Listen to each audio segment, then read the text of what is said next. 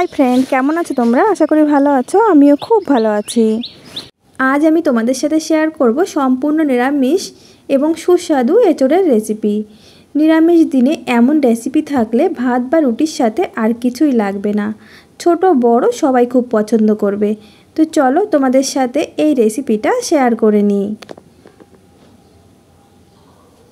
এই রেসিপি তৈরির জন্য আমি বড় বড় পিস করে নিয়েছি এঁচড়, একদম কচি এঁচড়, আর লবণ আর হলুদ দিয়ে আমি সিদ্ধ করে নিয়েছিলাম। এখন দিয়ে দিচ্ছি লঙ্কা গুঁড়ো, এঁচড়ের গায়ে ভালো করে লাগিয়ে নেব। তোমরা চাইলে ছোট ছোট পিস করেও কিন্তু এই রেসিপিটা তৈরি করতে পারো, তবে আমার কাছে কিন্তু এইভাবেই বেশি ভালো লাগে। লঙ্কা গুঁড়ো লাগিয়ে নিয়ে আমি চলে যাব সরাসরি চুলাতে।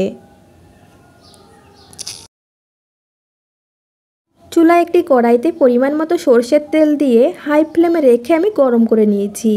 एखन मीडियम टू लो फ्लेमेर माझामाझि रेखे आमी एई एचोड़ेर पिसगुलो दिए देब। सबगुलो एकबारे भाजबो ना, आमी दुबारे भेजे नेब। किछुक्षण पर आमी उल्टे देब। लंका गुड़ो दिए भाजले देखबे एचोड़े सुंदर एकटा कालार आसबे। अन्य साइडो आमी किछुक्षण भेजे नेब।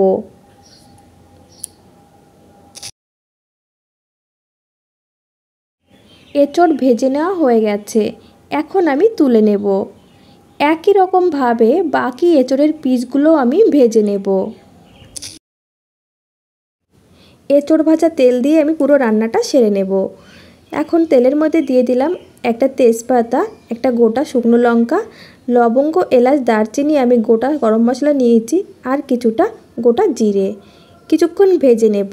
মশলা থেকে যখন সুন্দর গন্ধ আসবে তখন দিয়ে দেব একটা বড় সাইজের আলু, একটু বড় বড় করে কেটে নিয়েছি।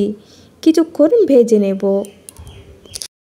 আলু ভাজা হতে হতে আমি এদিকে একটা মশলা তৈরি করে নেব। দিয়ে দিচ্ছি কয়েক টুকরো আদা, 5টি কাঁচা লঙ্কা, আর ছোট সাইজের একটা টমেটো, 1 চা চামচ জিরে গুঁড়ো, আর হাফ চা চামচ ধনে গুঁড়ো।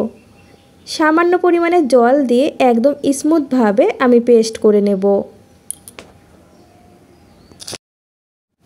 একদম স্মুথ ভাবে আমি পেস্ট করে নিয়েছি। আলু আমি 2 মিনিট মতো ভেজে নিয়েছি। এখন এর মধ্যে দিয়ে দিচ্ছি পেস্ট করে রাখা মশলা, আর এই জারটা ধুয়েও কিছুটা জল দিয়ে দেব। এরপর আমি দিয়ে দেব সামান্য পরিমাণে হলুদ গুঁড়ো আর পরিমাণ মতো লবণ। আমি এঁচড় সেদ্ধ করার সময় লবণ দিয়েছিলাম, সেই পরিমাণ অনুযায়ী লবণ দিয়ে দিলাম। হাফ চা চামচ লঙ্কা গুঁড়ো দিয়ে দিলাম। তোমরা তোমাদের টেস্ট মতো লঙ্কার পরিমাণটা বাড়িয়ে বা কমিয়ে নেবে।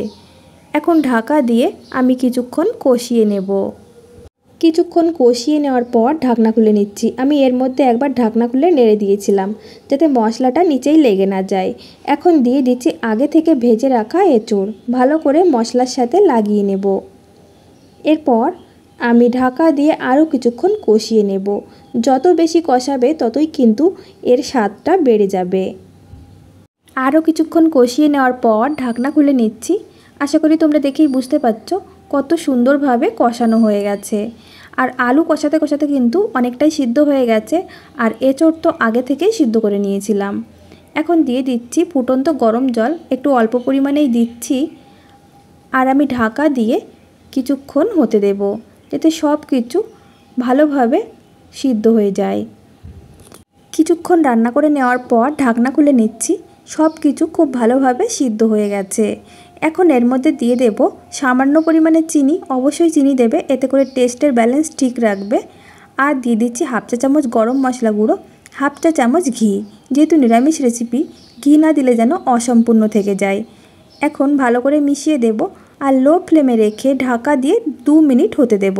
এতে করে কি হবে, গরম মশলা ঘির যে একটা সুন্দর গন্ধ আছে সেই গন্ধ পুরোপুরি সব কিছুর মধ্যে ঢুকে যাবে। 2 মিনিট পর ঢাকনা খুলে নিচ্ছি। ঢাকনা খোলার সাথে সাথেই দেখবে সুন্দর একটা গন্ধ নাকে আসবে, আর খুব ভালোও লাগবে। একদম রেডি হয়ে গেছে নিরামিষ এঁচড়ের সুস্বাদু রেসিপি। এখন আমি নামিয়ে নেব।